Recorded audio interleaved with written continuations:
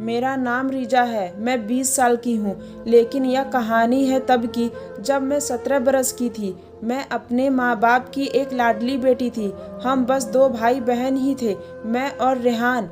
हम भाई बहनों की तरह लड़ते ज़रूर थे, लेकिन हमारी दोस्ती भी बहुत ज़्यादा थी। हमारे माँ बाबा हम दोनों को बहुत ज़्यादा ही प्यार देते थे। कोई भी ख्वाहिश हो तो फ़ौरन पूरी कर दिया करते। लेकिन एक दिन एक खबर ने मेरी सारी ज़िंदगी बर्बाद कर दी। मेरे माँ बाप का कार एक्सीडेंट में देहांत हो गया। मैं और रेहान अकेले रह गए थे और हमारे आसपास के लोगों ने इस बात का बहुत फ़ायदा उठाया। जिन रिश्तेदारों से हमें बहुत मोहब्बत हुआ करती थी, उन्होंने अपनी नज़र हमारी जायदाद पर डाल दी। मेरे चाचा और उनके घर वालों ने मेरे बाप के जाने के 2 हफ्ते बाद ही यह बातें उठाई कि अब मैं घर में अकेले कैसे रहूंगी। जाहिर है, रेहान यूनिवर्सिटी जाता था और उसे बाहर भी बहुत काम होते थे। मेरी वजह से वह घर नहीं बैठ सकता था।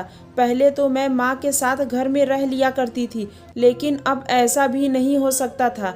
लिहाजा मेरे चाचा के कहने पर मैं उनके घर शिफ्ट हो गई। मेरे चाचा ने रेहान को बहुत समझाया कि वह हमारा घर बेच दे और अपनी पढ़ाई और काम का बंदोबस्त घर के पैसों से करे। यह फैसला हम दोनों के लिए बहुत ही मुश्किल था और रेहान भी इस वक्त सिर्फ 22 साल का ही था। लोग उसे जैसा कहते वह वैसा ही करता। रेहान हॉस्टल में रहने लगा और घर मेरे चाचा ने बेच दिया। आहिस्ता आहिस्ता उन्होंने हमारे घर का पैसा अपने कारोबार में लगाना शुरू कर दिया और रेहान को यह कहकर बहलाया कि अब इसके सारे खर्चे वह खुद ही उठा सकते हैं। रेहान उनके एहसान के पांव तले दबाया गया। हमारे चाचा की एक ही बेटी थी और 2 बेटे थे। उन सबका मेरे साथ बहुत बुरा बर्ताव था। बात बात पर वह मुझे तंग करते और बहुत काम करवाते थे।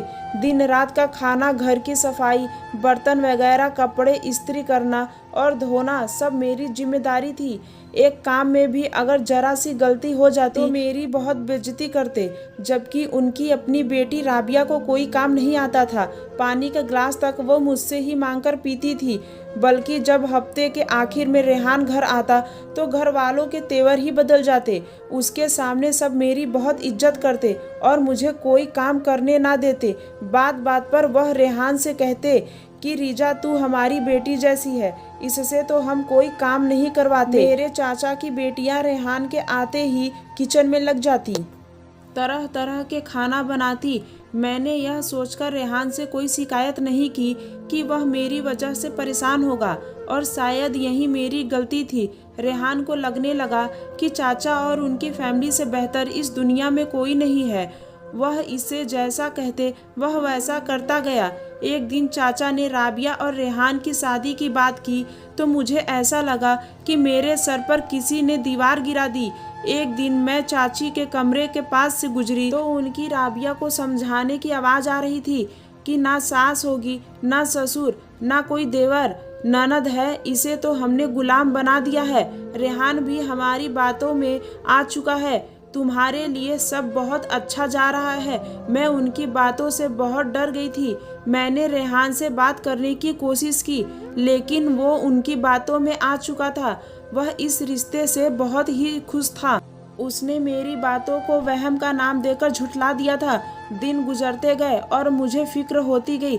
जैसे जैसे रेहान की शादी के दिन करीब आते मुझे माँ बाबा की याद सताने लगी। सारे शादी के फंक्शन में मेरे दिमाग में यही चलता रहा कि आज अगर मेरे माँ बाप होते तो कितने खुश होते।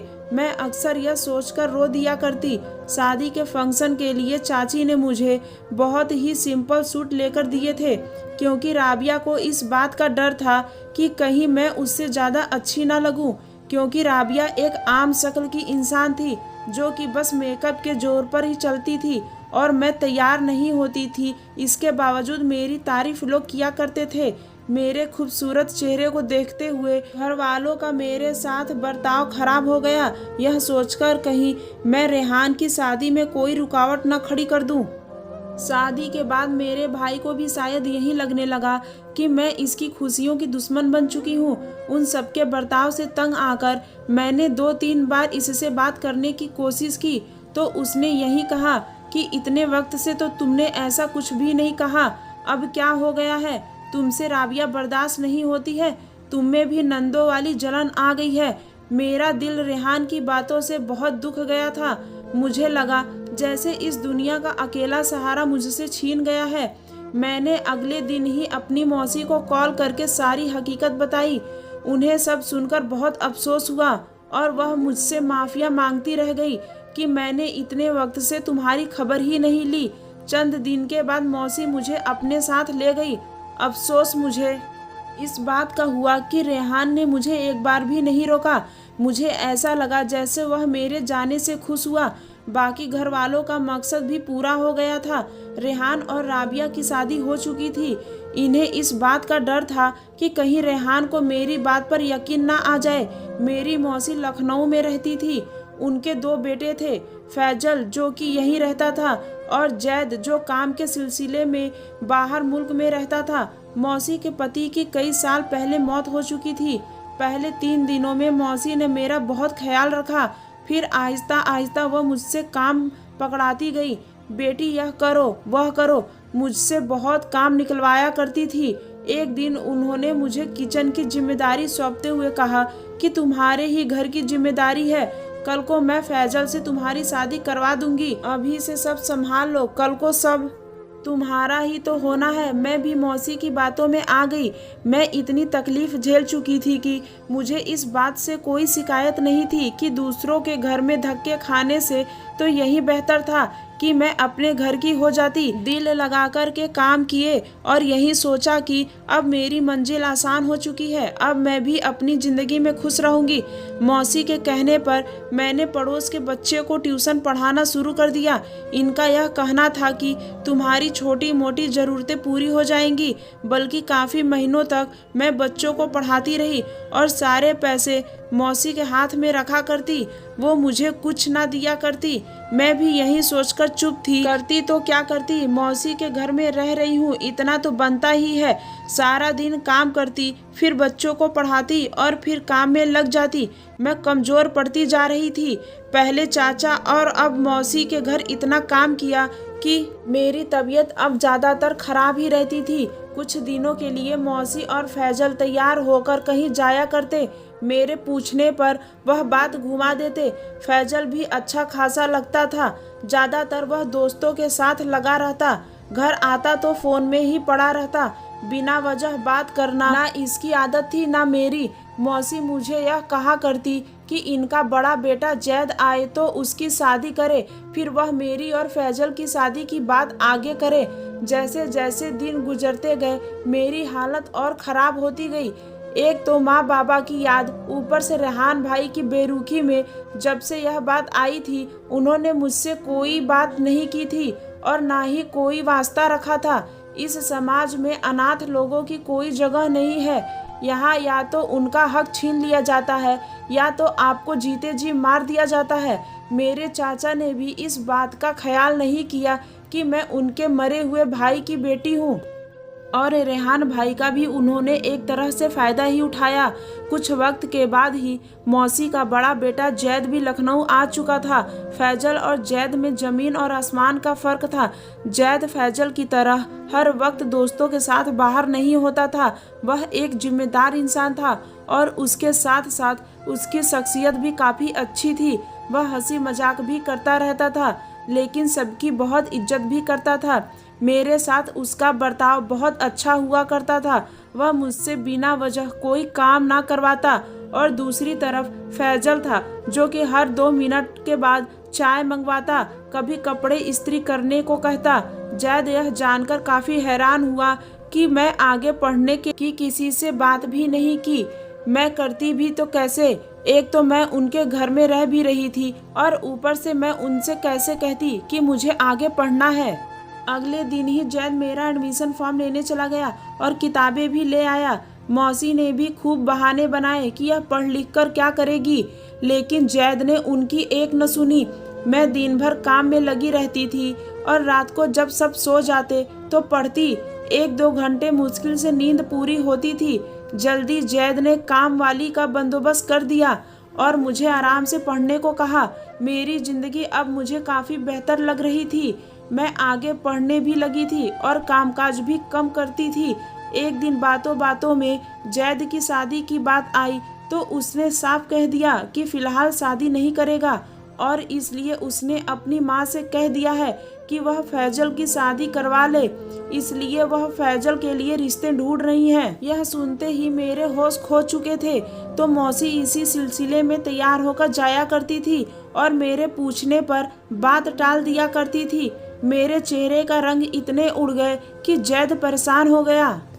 उसने जब बहुत पूछा तो मैंने बताया कि उन्होंने मुझे कहा है कि वह फैजल से मेरी शादी करेंगी। यह सुनकर जैद को भी बहुत गुस्सा आया। वह काफ़ी वक्त से अपने माँ और भाई से दूर रहा था, शायद इसीलिए उसकी सोच उन दोनों से अलग थी। उसने अपनी माँ से बात की तो उन्होंने मेरे सामने ही कह दिया कि इसके माँ बाप तो है नहीं, भाई इसकी खबर लेता नहीं है, दहेज वगैरह तो दूर की बात है, शादी के खर्चे भी डबल हो जाएंगे। यह सुनते ही मैं बहुत गम में चली गई। बाप के जाने के बाद चाचा और मौसी तो दूर की बात, भाई तक बदल गया था। इस दुनिया में मेरा कोई भी नहीं रहा था। एक दो बार तो मुझे खुद को खत्म करने का ख्याल भी आया था, लेकिन फिर मैंने यही सोचा कि जहाँ इतना सब्र किया है वहाँ थोड़ा और ही कर लूँ। जो ऊपर वाला यहाँ तक लाया है वो आगे भी ले जाएगा। मुझे समझ नहीं आ रहा था कि अब मैं घर कैसे रह सकती हूँ। कुछ ही वक्त बाद शायद ऊपर वाले ने मुझे मेरे सब्र का फल दिया या जैद ने मौसी से मेरे और अपने रिश्ते की बात की। शुरू में तो मौसी बिल्कुल भी ना मानी, मगर आखिर में अपने बेटे के जिद के आगे वो हार मान गई। कुछ ही दिनों बाद हमारी सादगी से शादी हो गई और हम लखनऊ से अलग शिफ्ट हो गए। इस बात को 5 साल गुजर गया। अब मैं जहाँ हूँ बहुत खुश हूँ। जैद के कहने पर मैंने यूनिवर्सिटी में एडमिशन ले लिया। जैद मेरी बहुत इज्जत करता था, बहुत ख्याल रखता था। मौसी का भी आना जाना लगा रहता है। वह अपने बेटे के डर से मेरा लिहाज किया करती है। कुछ वक्त बाद रेहान भाई भी मुझसे बात की और रो रो कर मुझसे माफ़िया मांगी कि मैंने तुम्हारी कदर नहीं की, तुम्हारी बातों का यकीन नहीं किया। मेरी चाची ने अपने बेटे की शादी करवाई और 2 महीने बाद ही उनकी बहुत सारा जेवर और पैसे लेकर रात में फरार हो गई। यह सब शायद उनका किया हुआ सामने आया था। वह बहुत परेशान हुई और मुझसे माफ़ी मांगी कि शायद यह सब उनके साथ मेरी वजह से हो रहा है। चाचा का भी देहांत हो गया था और इस सब ने चाची को भी काफ़ी नम आदत का बना दिया था। राबिया भाभी भी जैद और रेहान भाई के डर से मेरे साथ अच्छा बर्ताव ही रखती थी। मेरे आसपास के वही लोग जो पहले मेरे साथ बहुत बुरा बर्ताव किया करते थे, अब वह जैद के डर से कुछ भी ना कहा करते, क्योंकि जैद उन पर बहुत गुस्सा करता था। जो मुझे कुछ कहता था या मुझसे बदतमीजी से बात करते थे, वह बगैर किसी का ख्याल किए उन्हें खरी खोटी सुनाते थे। जैद मेरी हर ख्वाहिश का पूरा ख्याल रखते थे। रेहान भाई के घर में भी काफ़ी बार गई थी। इनकी 2 बेटियां थी जो मुझसे बहुत प्यार करती थी, बहुत इज्जत करती थी। मुझे भी एक बुआ होने के नाते उनसे बहुत मोहब्बत थी। जो भी हुआ, वक्त के साथ साथ मैंने भी बहुत कुछ सीखा। मैं अब किसी पर भी एतबार नहीं करती थी। अपने ही घर में अपनी फैमिली के साथ खुश रहा करती थी। लोगों ने मेरे साथ जो कुछ किया, इसने मुझे यही सिखाया कि ऊपर वाले के आगे कोई अपना नहीं, और जो उस पर यकीन रखे वह हर मुश्किल से आज़ाद हो जाता है। मैंने भी फिर पुरानी बातों को भुलाकर एक नई जिंदगी की शुरुआत की। ऊपर वाले ने मुझे मेरे सब्र का फल दिया था। ऊपर वाला इंसान पर जितनी मुश्किलें डालता है, फिर उसे आसान भी खुद ही बनाता है। धन्यवाद दोस्तों। अगर स्टोरी अच्छी लगी तो प्लीज़ मेरे चैनल को सब्सक्राइब करें।